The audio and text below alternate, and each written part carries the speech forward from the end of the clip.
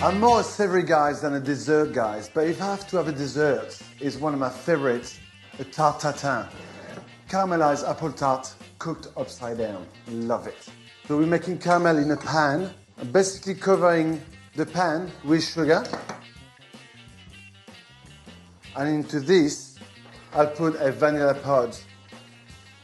And in there, it's full of little seeds of vanilla.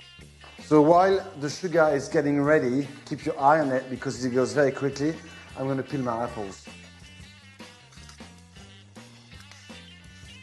You need to keep your eye on this sugar at all times because it takes a long time to melt, but suddenly it just turns into a caramel very quickly. And at this point, I'll add the butter. And what happened here is I'm mixing the caramel and the butter together until it makes beautiful caramel. Apples are peeled.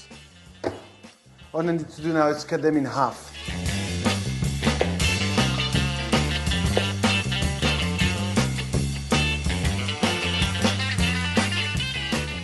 All right, if you look at this pan now, it's covered with half apples, but there are lots of little holes there, which I need to fill.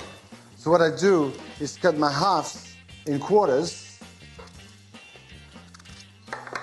and then I can slide them in there just to fill the gaps. This part of the cooking process is actually the most important part of the Tarte Tatin.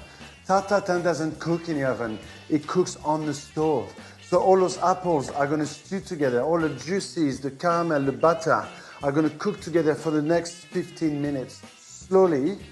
Then I put the pastry on top, and the oven only is there to cook the pastry, not the tart.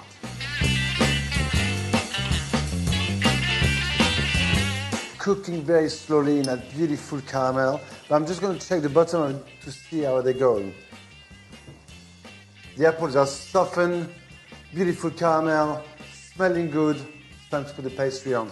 Most recipe of Tarte Tatin you would see in any cookbooks would use puff pastry. I never understood.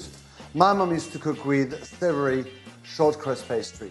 All I need to do with this pastry is stab it with a fork to create holes so the steam from these apples can escape. So all you need to do is pick up the pastry and place it on top. All you need to do is push the sides of the pastry into the tart, like putting your kids to bed. And by pushing the pastry on the side like this, it's going to start mixing with the caramel, become nice, crispy and sweet. It's going to be heaven. All right, in the oven, 200 degrees for about 20 minutes. And the only way you know that it's cooked is when the pastry is crispy on top.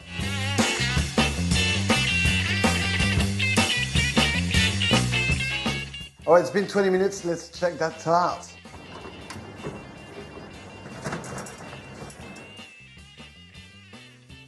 If I can turn it like this in a pan, it means it'd be easy to turn upside down. Let's get this baby upside down. Ready?